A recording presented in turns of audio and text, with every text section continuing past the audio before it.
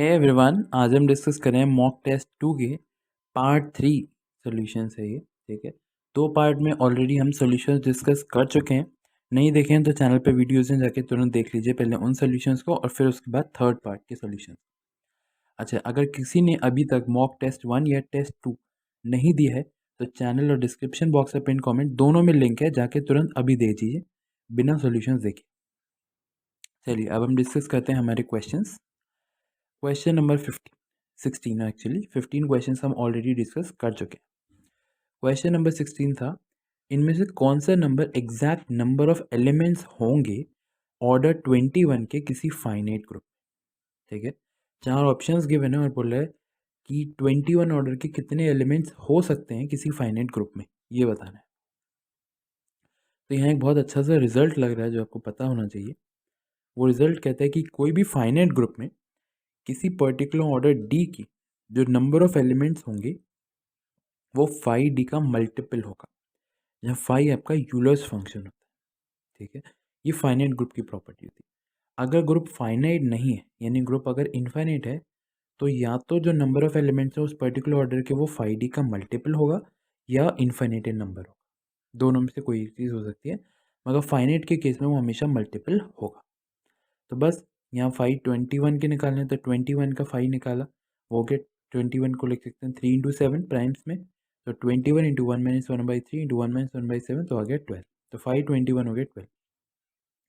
तो बस हमें ये देखना है कि कौन सा जो नंबर ऑफ एलिमेंट्स है वो बेसिकली 12 का मल्टीपल होना चाहिए। तो अगर हम ध्यान से देखें तो जो 12 है वो इनमें से सिर्फ 21600 को ही डिवाइड करे और किसी को डिवाइड नहीं कर। तो ओनली करेक्ट ऑप्शन हो गया इसका ऑप्शन नंबर ए। ठीक है, तो हमें सिर्फ वो देखना था जो डिवाइड करता हो। ये एक रिजल्ट है। अगर इसके बाद भी कोई ऐसे ऑप्शन होते जो डिवाइड करते दो ऑप्शंस, तो उन्हें हम कह सकते थे। नहीं तो इसके आगे की थ्योरी के लिए हमें कुछ और पावरफुल टूल्स चाहिए होते जिससे हम डेवलप कर सकते कि हाँ इतने ही एलिमेंट्स पॉसिबल हैं, इतने एलिमेंट्स हो सकते हैं। बेसिकली हमें फाइंड करने पड़ते। ठीक है, बट बेसिकली रिजल्ट ये था कि बस अगर है एलिमेंट्स तो वो 5d का मल्टीपल ही होगा। तो यहाँ एक ऑप्शन करेक्ट था, वही आपका answer. Moving to the next question.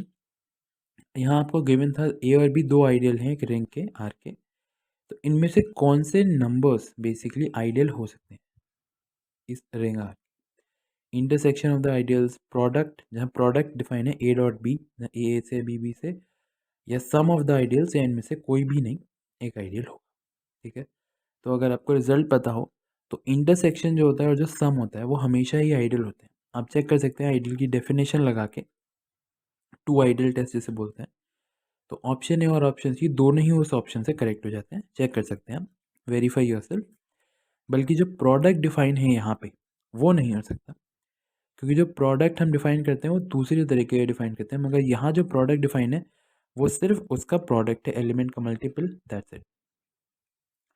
तो उसका काउंटर हम ले सकते हैं, रिंग ले सकते हैं ZXY, और ए और बी आइडियल ले सकते हैं generated by X and Y both same. तो X square basically A dot B में होगा क्योंकि हम एक्स इंटू एक्स ले सकते हैं, और माइनस वाई स्क्वायर भी ए डॉट बी में होगा क्योंकि माइनस वाई और वाई ले सकते हैं।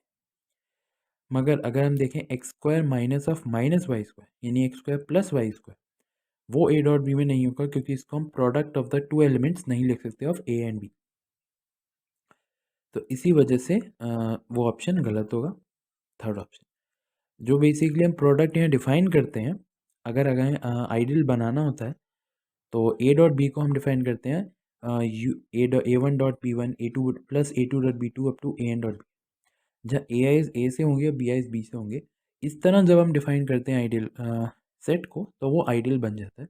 मगर अगर हम सिर्फ ए डॉट बी टाइप से डिफाइन करेंगे, जैसे यहाँ डिफाइन किया था कि A dot B A dot B, A is in A, B is in B, तो ये आइडियल फॉर्म नहीं करता है। इसीलिए इसके ओनली करेक्ट ऑप्शन है option A and option C. Moving to question number 18th। अच्छा, ये क्वेश्चन काफ़ी इंटरेस्टिंग था। इसमें दो स्टेटमेंट थे कि गॉस सीडल और जैकोबी के बारे में, कि एक मेथड कन्वर्ज करेगा तो दूसरा मेथड कन्वर्ज करेगा। कौन सा ऑप्शन करेक्ट, क्या दोनों कन्वर्ज करेंगे साथ में या क्या होगा। ठीक है, तो यहाँ पे एक बहुत अच्छा रिजल्ट मिलेगा आपको। पहला, अगर मैट्रिक्स का ऑर्डर 2 होता है, ठीक है, यानी जो कोफिशिएंट मैट्रिक्स है उस सिस्टम की जिसके करस्पॉन्डिंग हम मेथड लगा रहे हैं, अगर उसका ऑर्डर 2 है तो दोनों इफ एंड ओनली इफ, यानी एक मेथड कन्वर्ज करेगा तो दूसरा भी करेगा विदाउट एनी डाउट। हालांकि अगर ऑर्डर उससे ज़्यादा होता है तो हमारे पास ऐसा कोई जनरल रिलेशन है ही नहीं। हाँ, ये बोल सकते हैं अगर मैट्रिक्स डायगोनली डोमिनेंट है, स्ट्रिक्टली डायगोनली डोमिनेंट है, तो दोनों मेथड कन्वर्ज करेंगे विदाउट एनी डाउट। ठीक है, मगर इसके अलावा कोई और जनरल रिजल्ट है नहीं, तो इसलिए हम पे काउंटर एग्जाम्पल्स हैं। हाँ, अगर हम ये मैट्रिक्स लें, ठीक है, ये स्ट्रिक्टली डायगोनली डोमिनेंट नहीं है, आप देख सकते हैं 1 0 1 -1 1 0 एंड 1 2 -3, तो ये जैकोबी के द्वारा तो कन्वर्जेंट है मेथड, जैकोबी मेथड के द्वारा ये कन्वर्जेंट होगा सिस्टम, मगर गॉस सीडल के द्वारा डाइवर्जेंट है। तो यानी ये ज़रूरी नहीं कि जैकोबी से कन्वर्जेंट है तो गॉस सीडल से भी कन्वर्जेंट। ठीक। दूसरा हम ले सकते हैं 1.5 0.5 0.5 1.5 एंड 0.5 0.5 1। ये मेथड, ये मैट्रिक्स गॉस सीडल के द्वारा कन्वर्जेंट है मगर जैकोबी के द्वारा डाइवर्जेंट है। तो यानी ये भी हम नहीं कर सकते कि अगर कोई गॉस सीडल से कन्वर्जेंट है तो वो जैकोबी से भी कन्वर्जेंट हो। यानी कोई भी मेथड दूसरे मेथड को इम्प्लाई नहीं करता है जनरल केस में। अगर 2 ऑर्डर की मैट्रिक्स होती तो हाँ होता, अगर डायगोनली स्ट्रिक्टली डायगोनली डोमिनेंट होते तब भी होता, मगर ये दोनों ही स्ट्रिक्टली डायगोनली डोमिनेंट नहीं है, तो वो चीज़ यहाँ, और ना ही ऑर्डर 2 है, वो दोनों चीज़ नहीं लगती। तो इन जनरल हम नहीं कह सकते कि कोई एक सिस्टम अगर किसी एक मेथड के द्वारा कन्वर्ज करता है तो दूसरे के द्वारा भी कन्वर्ज करेगा ही। इसलिए जो इसका करेक्ट ऑप्शन है वो ऑप्शन नंबर डी की दोनों ही गलत ऑप्शन। ठीक है ना। तो अगर कभी आपको एग्जाम्पल्स इस तरह पूछे जाएं किसी इंटरव्यू में या कभी भी, तो आप ये एग्जाम्पल्स दे सकते हैं कि ये एक से कन्वर्ज करेगा और दूसरे से ज़रूरी नहीं। ठीक है, और ये रिजल्ट आप याद रख सकते हैं। All right, moving to question number 19। Okay, question number 19 था कॉम्पोजिट ट्रेपेजॉइडल रूल के ऊपर। यहाँ पे पूछा था कि नंबर ऑफ सब इंटरवल्स कितने चाहिए हमें इंटीग्रेशन को स्प्लिट करने के लिए, इंटीग्रेशन इंटरवल ये 0 1 को स्प्लिट करने के लिए, इस इंटीग्रेशन को कैलकुलेट करने के लिए, जिसका एरर लेसर इक्वल टू 0.01 हो जब हम कॉम्पोजिट ट्रेपेजॉइडल रूल यूज़ करते हैं। तो सिंपल सा फॉर्मूला लगाना था और आपको इंटरवल्स फाइंड करने। ठीक है, तो हमने जो फंक्शन इंटीग्रैंड गिवन है उसको हमने फंक्शन एफ एक्स मान लिया, x² + 1, उसका डबल डेरिवेटिव हो गया 2।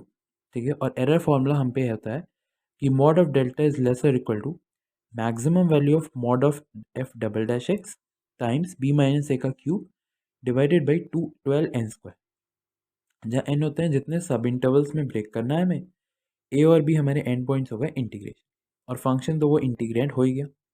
ठीक है, अब इसमें वैल्यू सब्सटीट्यूट करी, a 0 है, b 1 इंटीग्रेशन के एंड पॉइंट्स, तो हो गया मैक्सिमम वैल्यू 2 इंटू 1 - 0 का क्यूब डिवाइड बाई 12n², ये आ गया 1/6n²। अब ये हो गया एरर, एरर हमें कितनी गिवन है, लेसर इक्वल टू 0.01, तो 1/6n² लेसर इक्वल टू 0.01, तो 6n² greater than equal to 100, तो वहाँ से n आ गया greater than equal to square root of 100/6, यानी n जो है वो ग्रेटर देन इक्वल टू होना चाहिए 4.08। अब यहाँ गलती से भी 4 मत ले लीजिएगा क्योंकि 4 क्लोज है, यहाँ n जो बेसिकली गिवन है वो है 4.08 से बड़ा, तो ऐसा इंटीजर जो 4.08 से बड़ा वो है 5, तो इसलिए नंबर ऑफ सब इंटरवल्स होंगे 5, इसलिए इसका करेक्ट आंसर है 5 ना कि 4। ठीक है, तो सिंपल आपको फॉर्मूला लगाना था और आंसर निकालना। मूविंग टू क्वेश्चन नंबर 20, बहुत इजी सा क्वेश्चन था पीडी का, सिर्फ क्लासीफाई करना था सेकेंड ऑर्डर पीडीज को उन रेस्पेक्टिव रीजन्स में जो आपको गिवन था। तो 2 ही पीडी गिवन है बेसिकली यहाँ 4 ऑप्शंस पे, उनको देखते हैं। पहले हमने पीडी कंसिडर करी y² uxx plus 2xy uxy plus uyy equals to 0। Classify करने के लिए b² - 4ac देखते हैं, तो uxx का कोएफिशिएंट होता है a, uxy का b और uyy का c, तो b² - 4ac करेंगे तो हो जाएगा 4x² y² minus 4y², 4y² common लिया हो गया x² - 1। हम जानते हैं पी डी इलिप्टिक होती है जब b² - 4ac की वैल्यू स्ट्रिक्टली लेस देन 0। अब ये वैल्यू लेस देन 0 कब होगी, तो जब मॉड x लेस देन 1 है और y 0 नहीं है। ठीक है, क्योंकि y 0 है तो पैराबोलिक है, तो अगर y 0 नहीं है और x की मॉड की वैल्यू लेस देन 1 है तो ये नेगेटिव है, नेगेटिव है, यानी इक्वेशन इलिप्टिक है, ऑप्शन है करेक्ट। और जब मॉड एक्स 1 से बड़ा है तो ये वैल्यू पॉजिटिव है, जब y नॉन जीरो है तो हाइपरबोलिक है, तो सी भी करेक्ट। तो 2 ऑप्शन हो गया करेक्ट। अच्छा, दूसरी पीडी देखते हैं। बी स्क्वायर माइनस 4ac किया फिर से, तो हो गया 4 minus 4 times x square. 4 common लिया, हो गया 1 माइनस एक्स। फिर से वही, यहाँ y की ज़रूरत नहीं है, वैसे दे रखा है। अगेन अगर यहाँ मॉड एक्स लेस देन 1 है तो ये ग्रेटर देन 0 है, यानी हाइपरबोलिक है। और मॉड एक्स अगर लेस देन 1 है sorry, mod x less than 1 है तो हाइपरबोलिक है, और ग्रेटर देन 1 है तो इलिप्टिक। तो इसलिए जो ऑप्शन बी है वो ऑप्शन गलत है, बाकी डी भी करेक्ट ऑप्शन। ठीक है, और हमसे पूछा है गलत ऑप्शन का सा इनकरेक्ट वाला। तो करेक्ट ऑप्शन कौन सा हो गया? ऑप्शन नंबर बी, कि इलिप्टिक है इस रीजन। ठीक है, तो बेसिकली सिंपल क्वेश्चन था पीडी का, आई होप समझ में आया होगा। Moving to question 21। अच्छा, ये क्वेश्चन एक रिजल्ट है सिंपल, कि अगर आपको जनरल वेव इक्वेशन गिवन है तो उस जनरल वेव इक्वेशन का जो यूनिक सोल्यूशन होता है, जो एफ और जी वैल्यूज़ होती हैं, वो उनकी जो डोमेन ऑफ डिपेंडेंसी होती है, जो मेन डोमेन में हम काम करते हैं, वो डोमेन होता है close interval x minus alpha T and alpha x plus alpha T. ये होता है हमारा डोमेन, जिसमें ये डिपेंड करता है हमारी वेव इक्वेशन का सोल्यूशन। ठीक है, तो ये सिंपल आपका रिजल्ट था जो आपको पता होना चाहिए। ठीक है, moving to question number 22, the last question. अब ये बहुत अच्छा सा क्वेश्चन था। इसमें आपको गिवन था कि एक फीजिबल सोल्यूशन क्या होगा जिसके लिए ऑब्जेक्टिव फंक्शन जो है उसकी वैल्यू 248 से बड़ी हो जाए। ये ऑब्जेक्टिव फंक्शन बेसिकली होता है जो मैक्सिमाइज हमें करना है यहाँ पे, और ये ये हमें इनइक्वालिटीज़ गिवन है 3, जो इनको सेटिस्फाई करे। और आंसर आपको ए बी सी के फॉर्म में एंटर करना था, यानी x1 की वैल्यू x2 और x3 इस तरह वैल्यूज़ में एंटर करना था। अब इसका कोई एक आंसर करेक्ट नहीं है, इसके बहुत आंसर्स करेक्ट हो सकते हैं। ठीक है, तो ऐसा हमें सोल्यूशन फाइंड करना था जो इन सबको सेटिस्फाई करे और जिसके लिए इस ऑब्जेक्टिव फंक्शन की वैल्यू 248 से बड़ी। तो हमने क्या किया, हमने एक सोल्यूशन फाइंड करने के लिए हमने x1 और x2 दोनों को t ले लिया और x3 को 0 ले लिया, क्योंकि x3 जो है वो सिर्फ एक ही इनइक्वालिटी में आ रहा है। और x1 x2 को t ले लिया तो ये हो गया 0 less equal to 2, equation satisfy हो गई।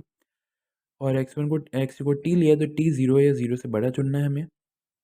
और जब यहाँ लिया तो -2t लेस और इक्वल टू 4, यहाँ पे भी हमें t -2 से बड़ा लेना है। अब हम मैक्सिमाइज करना है ये ऑब्जेक्टिव फंक्शन है, टी पुट किया तो हो गया 2t प्लस 3t यानी 5t, यानी ऑब्जेक्टिव फंक्शन की वैल्यू 5t। और ऑब्जेक्टिव फंक्शन की वैल्यू 248 से बड़ी, यानी 5t बड़ा होना चाहिए 248 से, यानी t की वैल्यू 248/5 से बड़ी होनी चाहिए।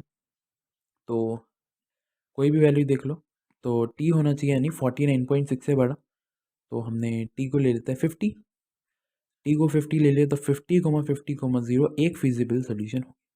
अब यही इकलौता आंसर नहीं है, यहाँ t की आप कोई भी और वैल्यू चुन सकते हैं, 51, 52 या कोई पॉइंट में भी कोई भी रियल नंबर चुन सकते हैं, और उसके करस्पॉन्डिंग आपको डिफरेंट चीज़ें मिल जाएंगी। ज़रूरी नहीं आप x1 x2 को t ही ले, हो सकता है आप x1 को t या इसको क्यों ले लें और वहाँ से कोई और सोल्यूशन फाइंड कर सकते हैं। तो there are infinitely many solutions possible, आपको कोई भी एक फिजिबल सोल्यूशन फाइंड करना था और उसकी वैल्यूयाँ देनी। ऑलराइट, तो ये इसका एक पॉसिबल सोल्यूशन है, और ये इस तरह निकाल सकते हैं। ऑलराइट, तो आई होप आपको सारे सॉल्यूशंस पसंद आए होंगे। एंड अगर आपने टेस्ट नहीं दिए हैं तो आप देख सकते हैं, इनके सॉल्यूशंस देख सकते हैं। कोई भी डाउट है तो कमेंट सेक्शन में पूछ सकते हैं। तो हमने गेट के 2 टेस्ट कंडक्ट करा लिए हैं, थर्ड टेस्ट होने वाला है मंडे को, वही 2 बजे का टाइमिंग है। Don't forget to give that test. ठीक है, टेस्ट देके आप अपनी प्रिपरेशन चेक कर सकते हैं, कितनी प्रिपरेशन है, और कॉन्सेप्ट को रिवाइज भी कर सकते हैं, और सॉल्यूशंस को ज़रूर देखिए उन क्वेश्चंस के लिए। Till then, like this video, share it with your friends, और चैनल को सब्सक्राइब कीजिए crack it. Thank you very much.